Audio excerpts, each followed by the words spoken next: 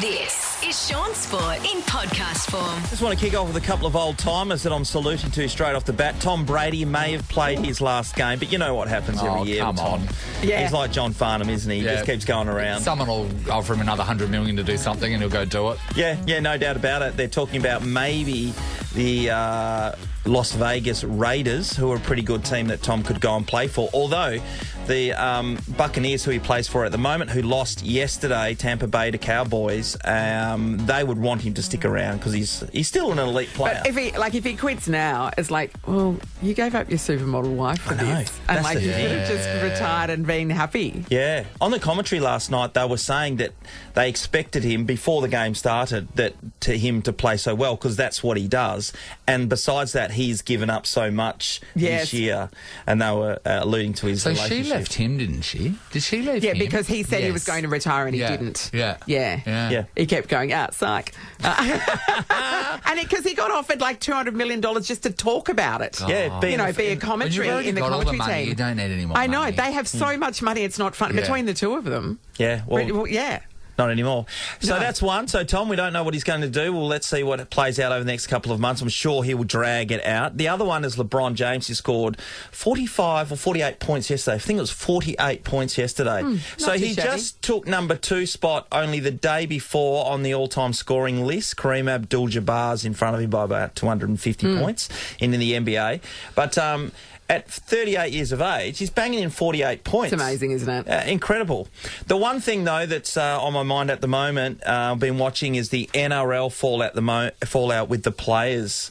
And the players are boycotting some of the promotional activity at the moment because their collective bargaining agreement hasn't been completely signed off on. The player group want to make sure there's more money for past players and future funds for injuries post-career, dental work, hardship fund. Yeah, given that the incidence of head injuries in that sport. Oh, yeah. And also, they really need to be looked Shaun, after. I mean, the amount of bum jabs you've had. 100%, no. But Shaun needs bum jab money. It was full on. It's expensive to get your bum jabbed, isn't it? Just winking at every car going past, trying to get one in for free. That's right. So it's very interesting. The thing is, I don't know why they're stalling the NRL themselves on coming to the party with this, because the AFL have had this in their collective bargaining agreement for a long, long time. Yeah. And also, so they're really lagging behind. The optics make it look like you don't care. That's right. It does. And when you see, there were stories over the summer about, former players that are homeless. Yeah. And you're like, there's something wrong. There's something really broken in that sport if that's the case. Most definitely, when there's so much money being generated through that industry. So, and what I love about it, and to be fair, we're going to speak to Pav later on, but he was the president of the AFL Players Association. This is stuff he bought into the comp when he was the boss. The NRL players are now going, oh, geez, we need to look after these people because he needs to go and work for them. He knows how to get it done. So hopefully the NRL comes around and they start putting some money aside for what happens to the players post their career. And we know what we need it in this industry too, because 5 years after we finish up here, I don't want to be down at the traffic lights trying to wash your windscreen. Doing overnight shifts on community radio. I recognise that voice. The radio's not on. Oh, that's right. He's cleaning my windscreen. Just going to wrap things up with the most decorated team in BBL history are back in action. Perth for another season of the Big Bash. The Perth Scorchers take on Melbourne Renegades Sunday, January 22nd. Kicks off at 4:15 at Optus. You can grab your tickets from Ticketmaster. While we're putting this on, because the great Matthew Pavlich is in that elevator as we speak. He's over in Melbourne for the Australian Open, reporting for Channel 9 News. So it is maybe a little bit hard to get him. Interesting enough, though, I thought Matthew Pavlich would always take the stairs rather than the cheats way out, which is an elevator. Very interesting, and I believe he was only going from the lobby to level 1, which is not the right thing. Pav, good morning. Pav, are you there? That was the elevator music. Yes. I know, Pav. Why are you not taking this? Why are you not taking the stairs instead of the elevator, fit man? I've already been for my run and exercise this morning, of course. Nathan, Or run down to Macca's? Well, that's you. Come on. Except for the run bit. I was just waiting for the year that Pav has a blowout. Pretty excited to see it. Year 2024 is going to be my blowout, I've decided. I think I'll just pick the year.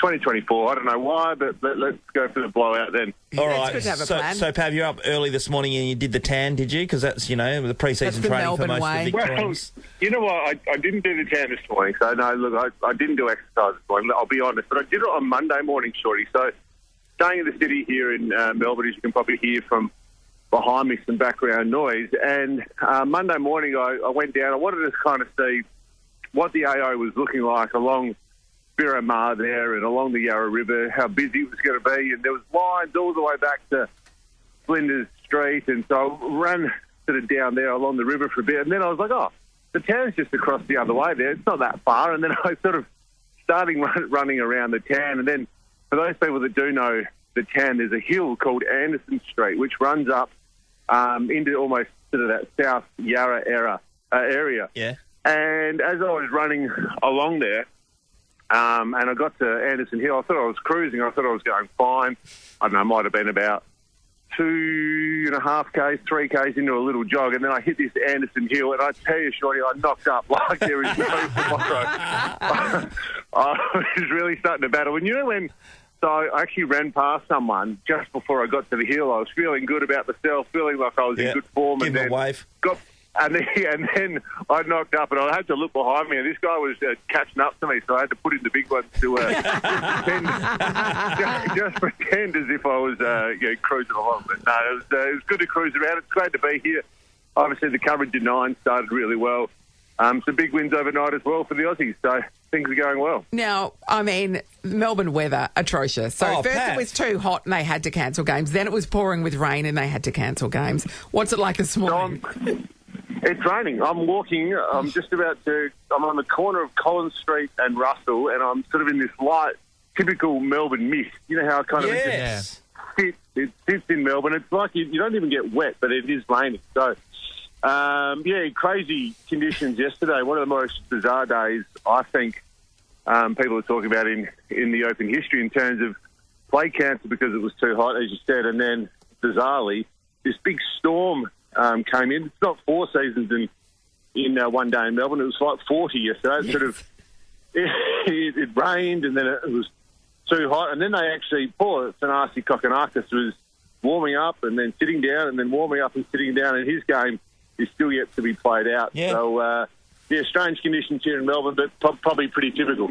Yes. I did see that the play was stopped on one of the games because the ball person was trying to catch a feather that was on the court. And I thought, out of all the things, a feather's not going to do too much damage. I was courtside on Margaret Court Arena yesterday for a little bit and saw Alexander Zverev trying to move this moss that was sitting right on the service line, and he was trying. It was hilarious because I was sitting there going, "Just crush it, mate." Honestly, exactly. Like, no one's gonna. But he's like cautiously just trying to do the right thing and move this little moss out the way. He shepherded it away, but I think everyone just. To all the moss lovers out there. I think everyone just wanted to Sorry, imagine if a game of AFL could stop a guy because someone's shooing away a moth. When you guys were playing, has a game ever stopped for something unusual? Well, there was lightning. Lightning. The sprinklers went on at Waverley once, didn't they? Yeah, they did.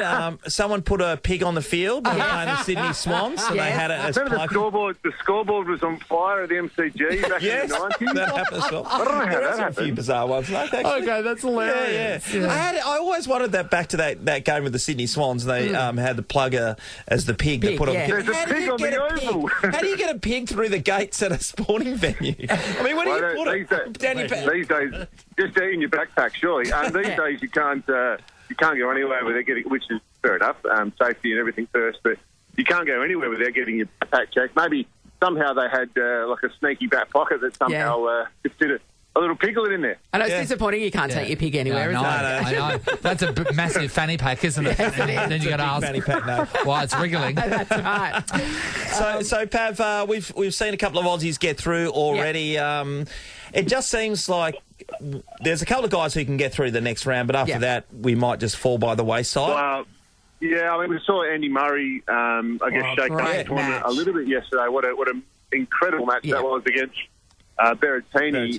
Awesome to see him get through. But if and when Thanasi Kokonakis wins his first round match, I think he's on break point at sort of 4-2, and in that third set, which after already winning the first two sets. So if and when he wins that, he'll face Murray in the second round. Although after, I think he sort of covered about 8.5 Ks yesterday, Andy Murray, in his 5 match, and being 35 and with the metal hip, he may be no good. So hopefully for Kokonakis, he can get through. But you're right, it's that area of the draw with Novak Djokovic, it looks as though now it's just going to open up and he's going to go all the way through to the final. The women's draw is, I think, quite interesting. I think there's probably a few more upsets or interesting aspects to play out there. But hopefully this rain does stop and they get play on the outside courts pretty early this morning, because there is a backlog with what happened yesterday. Now, obviously, we love a David versus Goliath underdog tale, and that's Rinky versus Tsitsipas tonight. Yes. I mean, that's going to be tough for him, but anything's possible, right? Anything is possible, yeah. And look, I had a chat with Jason Kubler, the other Aussie. Yeah, that's got true. no meniscus in either knee, but sort of still battles on. And his attitude was, he's been in form for a little while now and injury-free. Let's hope Rinky can do the same. Tsitsipas, obviously, incredible player. But, we all love it. We all love it. You're right. He's so good. Let's go Rinky. Yeah. Hey, Pav, when you're watching it live, just quickly before we let you go, how fast is, because I've never seen it live at that level, how fast do the ball travel? It's honestly, it's like anything, right? You sort of don't get the appreciation until you see it live and you're down there at ground level. But how hard they hit the ball yesterday, the 5-setter with Zverev and the young lad from Peru, it was incredible just how fast the ball is hit. There was no chance, Shawnee, our little slice stink backhand could get anything back. Hey, speak for yourself. No. Sean legit thinks he's half a chance. I'm a panther at the neck. You know that. Have a good you're time, no Pam. chance against these guys. You're no chance against me, let alone these guys. Yeah, that's right. Well, I do know that you bought a new one before your trip, but make sure you leave your Russian flag at home too today. So. Yeah, I'm Belarusian. Yeah, don't bring that out. That's Pav, right. thanks so much, mate. Obviously, we can see all your reporting on Channel 9 News. You're doing a great job. Enjoy the week. Thanks, guys. Good to chat. Bye-bye. Thanks, buddy. Shaun Sport is a Nova podcast. For more great comedy shows like this, head to novapodcast.com.au.